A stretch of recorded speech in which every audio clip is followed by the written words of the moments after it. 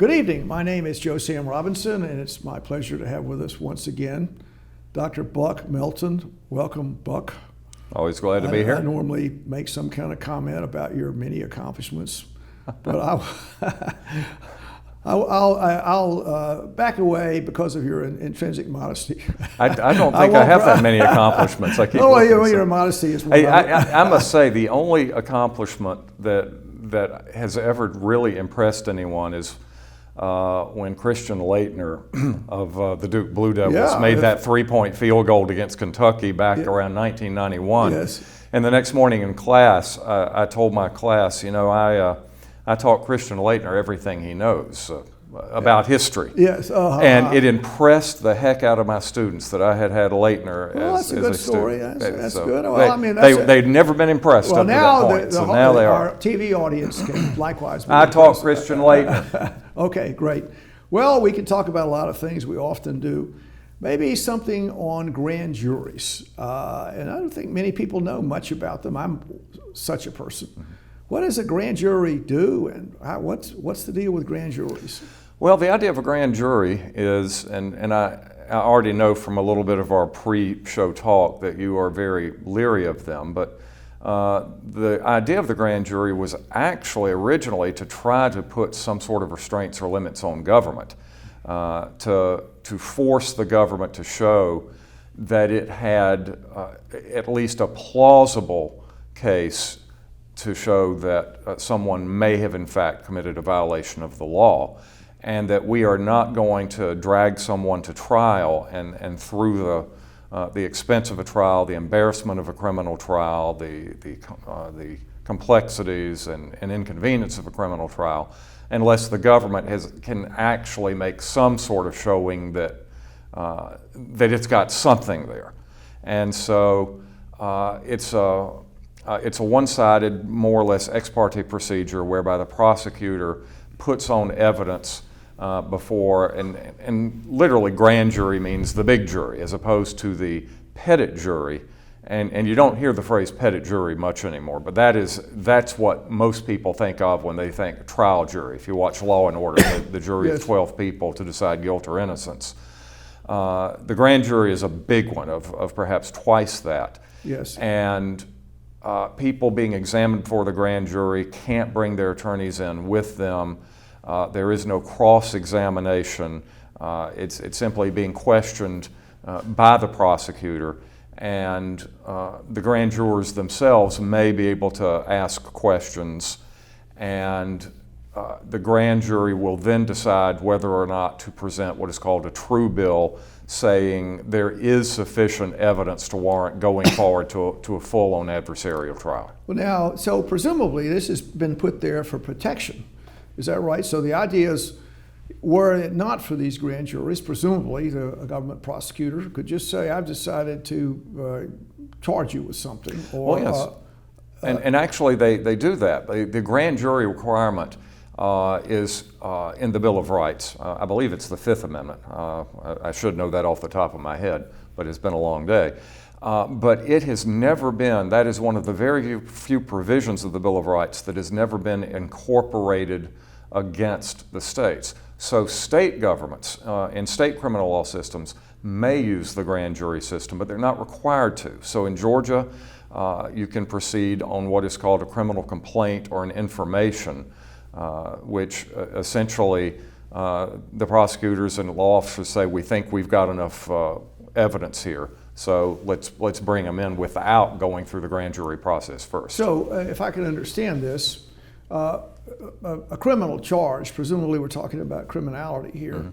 Mm-hmm. Let's say a drug dealer is caught, I don't know, on the street with something, heroin, and then the district attorney will say, okay, we're going to bring charges against you for that. We don't have to go through a grand jury. Yeah, there would be no grand jury on that, or somebody shoots someone, or what. There's any routine criminal act would not go through that.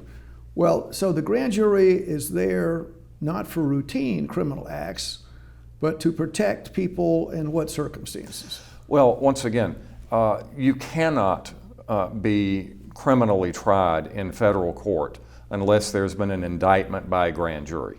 You, Oh, really? Yeah, you can be. I mean, that's felony anyway. So if Yeah, you were, I don't know, whatever a federal felony charge would be, shooting someone, I don't know, that the government could not, the federal government. Yeah, attempting the life of the president or something all right, like so that. or maybe the people, bank robbery, or maybe the kidnapping. people up at the January 6th thing, whatever. Yeah. I mean, so the government can't say we're going to try you for whatever. It's a felony charge. So it's it would gotta have go to go through a grand jury. Yes, whereas at the state level, state governments are free to proceed by presentment or criminal complaint, where you don't have the grand jury. The prosecutor essentially says to the judge, I've got enough information here, I'm bringing charges, no matter how serious it is. Would the judge have to say, okay, that's reasonable? I suppose a judge could probably say no, but I don't know. I don't do a lot of criminal law. So. All right. So presumably it's to protect people. Now the grand jury would be brought in for that purpose, and I know that in watching whatever trials on television, I mean the juries are filtered by the attorneys. I don't like you, I'm going to put you on, or whatever. Good, yes, you're good. How does that work in a grand jury? Does the prosecutor say, well, I don't think I want you on here, I don't like the way you look, or they just take the names as they come in? Since I've never been in that position, I don't know, and I ought to. But I guess they probably just take the names. I'm sure there's not an adversarial voir dire procedure that you would see, because there is a lot of politics involved in getting the mix of jury you want at that level. But the grand jury really is sort of the prosecutor's show. The prosecutor, and there's an old statement for prosecutors: any decent prosecutor could get any grand jury to indict a ham sandwich if he knows what he's doing. Right, sure. So they always sort of go along because there's no contrary evidence against that. Yes. Well, not always, but you have to have those. You have to have those citizens say, "Okay, you've convinced us," and that is a check on the process. So in doing this, the person that would be the prosecutor would be the district attorney. Is that right? District attorney or somebody on his staff. So the district attorneys around the state have this power to impanel grand juries. Well, the federal attorneys. So United States attorneys do that. Once again, what about local district attorneys? Well, once again, if you're a state officer, if you're a district attorney for Bibb County, for instance, you are not. It's state law. You are not required. I know required, but if you wanted to, if you said I want to do this. I believe that Georgia does allow grand juries. So, yes, I think there's one we'll talk about in a bit. But so the grand juries are, the district attorneys have the power to, in Georgia, to have grand juries impaneled to investigate different kinds of things with the idea they might bring criminal charges. And they can do it, we can ask this question fairly easily. In other words, how would that be stopped if someone said, I'm going to impanel a grand jury to investigate this or that? How could that be not happen? Could a judge say no, or how does the process? How can you derail the process? Well, I think the two things. First of all, the grand jury could say you're full of it. You don't have enough evidence. We're not going to indict. Secondly, you can vote out the district attorney. But thirdly, also keep in mind the district attorney doesn't have to go through the process at all. Well, I understand. I understand. All right, so the district attorney makes these decisions. Now, if I can understand this, the district attorneys in Georgia, any of them are elected. Is that for the state? Yes. The Bibb County or whatever? Yes, they're that's elected, correct. and they've got the power to bring these hearings. And indeed, and this is what I'm getting into, how this situation could be politicized in our very contentious world we live in. I mean, there's tremendous tension in the country. That's a fair thing to say. And in Atlanta, the district attorney there is an elected official, and I don't know how all this works. There are allegations that money is coming in from different places, whatever. I won't comment on that, other than to say, in general, any election in the country has a tremendous, the money spent on the election and where it has a huge impact. And the money, as I understand it, can come from anywhere, pretty much. There might be a little difficulty in getting money in from other countries, but there's a way to get it in. So huge amounts of money are out there, and the political parties presumably are recognizing that the office of district attorney and the power of this office to impanel grand juries is pretty awesome. And where we are, and this is a rather complicated, delicate subject, is the dispute over the election, whatever it was, the 2020 election. I don't think it's appropriate at this prior interchange here to get into that particularly. But the takeaway message is the district attorney in Atlanta has impaneled such a jury, and they're seeking possible indictments against many people. And these indictments, if I can understand it, are almost routine. So if a district attorney wishes to indict in either party, so presumably the Republicans could do this as well, they want to indict political figures on the other side. Let's just indict them. I'll pull a grand jury together, and I'll say, I'm going to indict you for whatever. I noticed that you were playing the stock market last week or something like that, and I believe that you were colluding in a racketeering arrangement, and I'm going to just bring you in and put you on trial for racketeering for what you did with the stock market last week, and so the person can say, whatever, and it doesn't matter how the trial goes, how presumably the justice system at that point would work. But once the indictments are handed out, that's a pretty horrific arrangement, and when the net that can be cast out by these grand juries for racketeering or colluding together is extremely broad. And I think what's going on in Atlanta right now is, this, in my opinion, raises an eyebrow about the purpose of grand juries and how appropriate they are. So, for instance, I think going back to the Trump election, all the people, and I think it's fair to say there was a dispute in opinions about what happened in the election. You could say, well, now I know what happened, but there was a period of time where people would say, all right, let's hear your evidence. If you've got some evidence, let's hear it. Let's see what the story is. And I'm a firm believer, in my opinion, this happened or that happened. And that would, to me, fall in the area of free speech. You have the right for your opinions, and you're going to express your opinions. Sort of a delicate boundary there. But what seems to be going on is the politicization there is anybody that thought this and participated in challenging what occurred could well be indicted on criminal charges for, and certainly don't know all the nuances of this, but more or less like racketeering. And the people, as I understand it, that we're going to have a reverse group of electors. And you put your name on here. I'm going to support Trump. I think their election was wrong, and I'll have my name put there.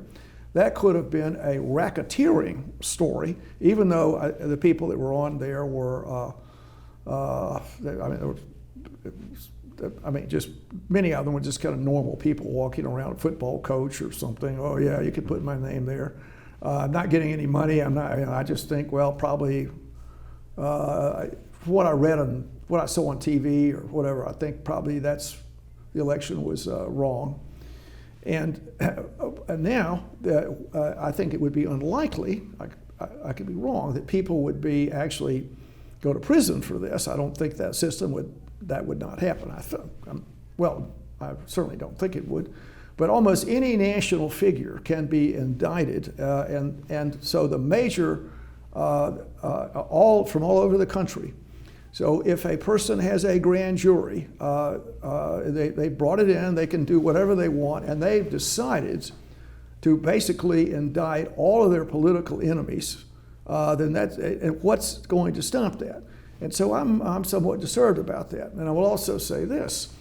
One of the things that happened, and that brings this question up, federal judges presumably can do something about this, as I understand it. There is some kind of way to checkmate on this. The Republican candidate for lieutenant governor was presumably going to be brought in for questioning and not necessarily indicted, but it was likely that would happen. And there's a lot of jousting going on right now.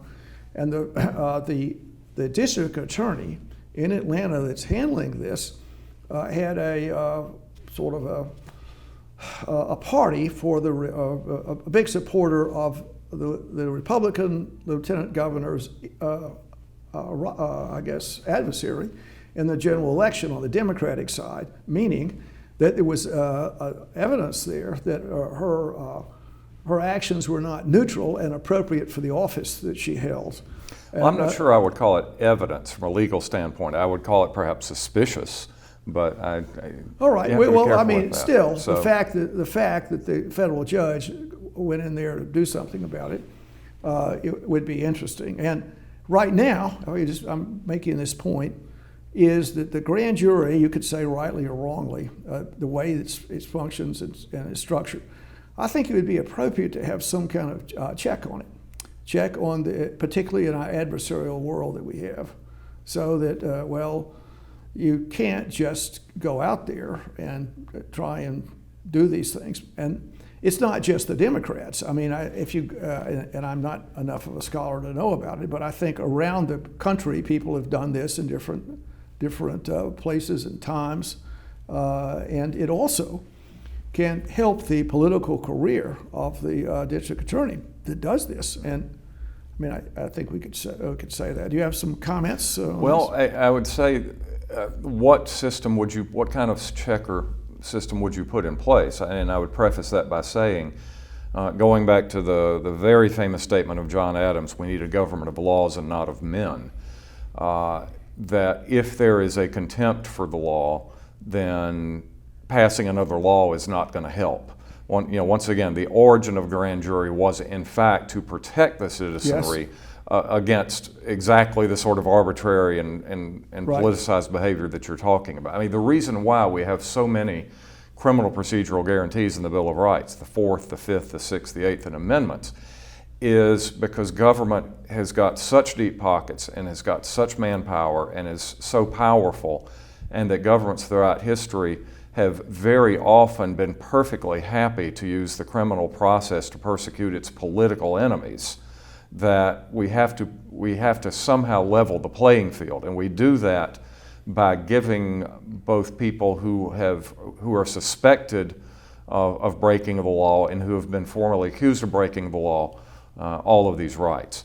So with that out of the way, if you've got a better system to check the power of these prosecutors, I'm all ears. Let's hear it. Well,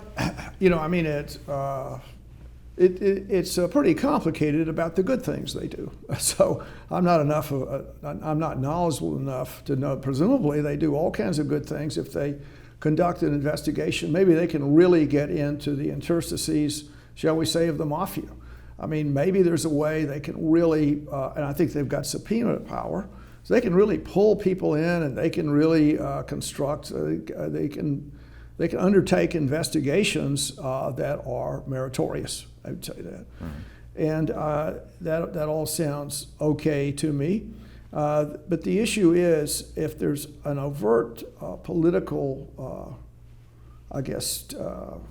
stripe to the arrangement, I'd like to see some way that, and you said it's state by state that this happens, that there's oversight of the process, a judicial oversight about the indications for calling it, and separate from the executive branch. So the executive branch couldn't be involved. Well, let's think about this for a minute, because once again, the natural check are the grand jurors. And I think your response would be, yes, but by that time the damage is done, the proceedings have been instituted, these people have been dragged before the grand jury, they've been discommoded, they've had to shell out money for lawyers. But, okay, if we're going to put an advance filter, we'll call it the mega jury. You got the mega jury, then the grand jury, then the petit jury. what's to stop the system from politicizing the mega jury? Well, you have humans there, so we have that issue, and it appears to me just now that the tension in the country is pretty high, and it's likely I think the economic circumstances are very destructive to national unity, and just the general tone of the world is not pleasant. I could be wrong about that. Maybe I'm overstating, but I don't think so. No, I agree. Complete agreement with that. And how are we going to make the system work here? And if you have, let's see, one party is in power, they immediately try and put their opponents in prison, or sully their reputation so that it makes their political survival equivocal, and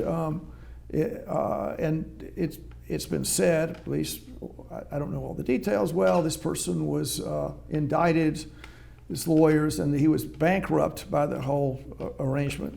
And then there was not really a good case against the person. He was indicted, it cost $1 million, and then the case went along for $1 billion, and his reputation was savaged. So just as soon, and I think this would be the normal opinion, I could see the headlines, whatever, Fulton County jury indicts, click whoever you want to put, whatever name you wish to put there. The governor, possibly. Could the Fulton County jury indicts the governor, and for whatever his role was in this conspiracy in the Georgia election. So the person could go, I mean, you think about how extreme that is.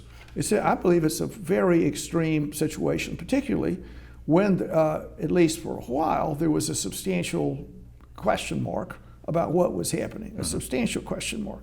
So people might have said, well, unless I see compelling evidence, I'm going to have the opinion this is what happened. I mean, it's my right as an American to believe what I want to, and this is what I'm going to believe, and I'll speak to that point. Yes. And if you took that path, then your opponents would have the power to punish you, and that's a bad road to go down in my thought on this. And now, having said that, to me, a disputed election needs quick resolution, and you just have to accept what's happened. You can't, just, in my opinion, once again, that's very destabilizing for the country to go back and forth. Well, you're not really the president, as the Democrats said about Bush, I think, after the hanging Chad event. You're not really the president. Yes. And so, but that's a bad slope, and just finding a way to deal with this is appropriate. And I think some regulations or laws are coming along to make the next process smoother. That's my thought. Well, once again, I'd be interested in what those processes are. I'd agree with you that once you start challenging the legitimacy of the elected leaders and therefore of the regime, and you start throwing around phrases, so for instance, the reaction against Bush, and then the very strong statements of the Democrats when Trump gets elected, not my president, and it's a natural escalation to then Trump saying the system has been rigged, I am still the president. Right. And then you start throwing around things like impeachment and treason. Right. Routinely. Routinely. It's a very bad business. But my response would be that once again, if the people on the grand jury are going to be snookered that easily, and if the prosecutors don't care, what is the answer? Another layer of legal protections is going to be politicized, just like the current layer of legal protections. That it goes back to the sense of playing by the rules, even though that means you're going to lose some hands. Now, throughout history, even throughout American history and John Adams's Government of Laws and Not of Men, both sides often push right up to the edge. But this brinksmanship has become, I think, a lot worse and a lot more systemic and endemic in the last 20 or 30 years, and I see no sign of it getting any better, and that concerns me gravely. I think the answer is for everybody to return to a sense of civic virtue and civic responsibility, not victory at any price. And that takes a long time to socialize and inculcate those values across the society. It can't be done just by passing another law and creating the mega jury, because as soon as you do that, both sides are going to try to politicize the mega jury. So what's the answer? What is the answer? I'll throw this out as a possibility. In Europe, the people that are judges and district attorneys, they're sort of civil servants. Mm-hmm. There's not an electoral process. There is sort of, and they've got their own culture. Presumably, there's neutrality, and in America, I think particularly the Jacksonian era, everybody became elected. That includes judges. State judges. State judges, Yeah. well, right, state judges. Not federal, George. Not federal, That's a totally different the ballgame. district attorneys are, they're elected, and the federal district attorneys are appointed. Is that correct? Yes. And maybe there's an argument to having some kind of civil service for the state officials.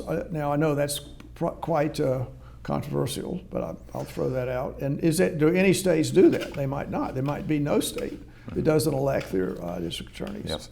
None to my knowledge, but I'd have to look at it state by state.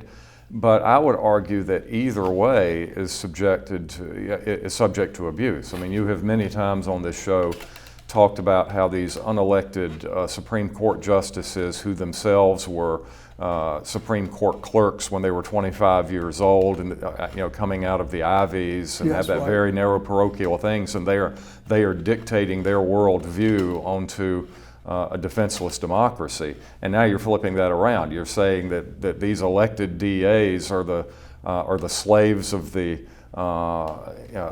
violently ideological political parties, and they are doing the bidding and perverting the justice system to their political ends. I mean, which is it? Well, it's actually a binary. It's not really a binary thing. Mm-hmm. I mean, it was a common rhetorical technique, I'll just say. But nevertheless, there could be gradations of change. So it's true enough. It's very difficult to get in any human situation to take out self-interest or the evil in the human heart. It's pretty hard. It's pretty hard to extract that.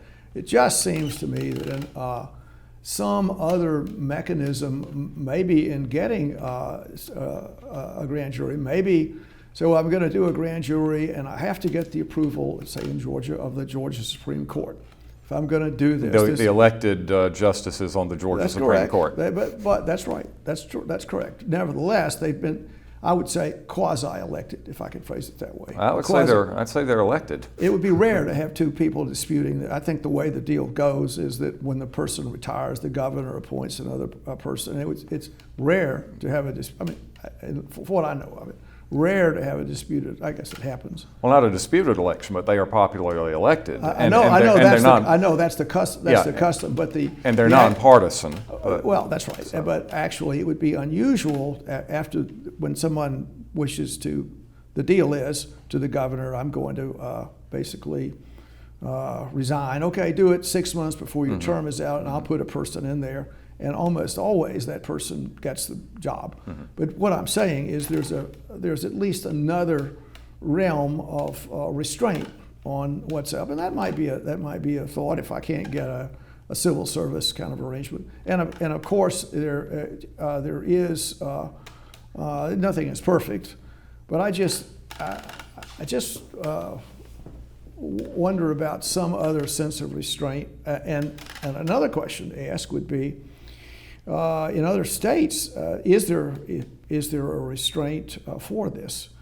I guess I would ask that question. Well, I will shift grounds a little bit away from the idea of the grand jury and the prosecutor, and this is something that I don't know why it didn't take, but immediately after we declared independence and the states wrote their own first state constitutions, 2 or 3 states which were very, very leery. Remember, the royal governors had very largely been the bad guys leading up to the revolution. They were seen as the king's people. Right. And so the Americans hadn't quite realized that they themselves were now going to be the masters of the government. Yes. They were still very leery about these things.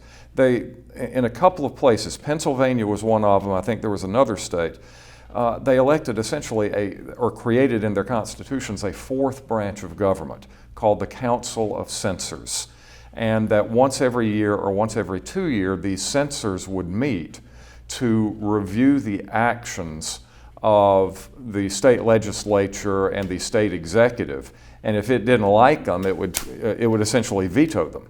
And I thought that was a wonderful idea, and it didn't survive. The 2 or 3 states that had councils of censors revised their state constitutions within a few years and got rid of them. But I think this is sort of the direction in which I hear you moving, and I think it'd be a great idea. So. Well, unfortunately, our time is out, but we should maybe devote another section to putting a council of censors here in Georgia, and maybe you and I can be on that. Is that possible? We can find a role. We'll see. We'll consider it. So. Yeah, that's right. Well, that's my joke about who gets the job, so to speak. So. Who gets the job is the other human question here. Well, okay, well, thank you. Thanks for being here once again, Buckner. I appreciate your help. Thank you. This program is brought to you by the Georgia Neurosurgical Institute. For over 50 years, rendering neurosurgical care to patients of all social conditions, treating complicated problems involving the brain, spine, spinal cord, and peripheral nerves, endeavoring to encourage quality care, medical research, innovation, and education on a local, national, and international basis.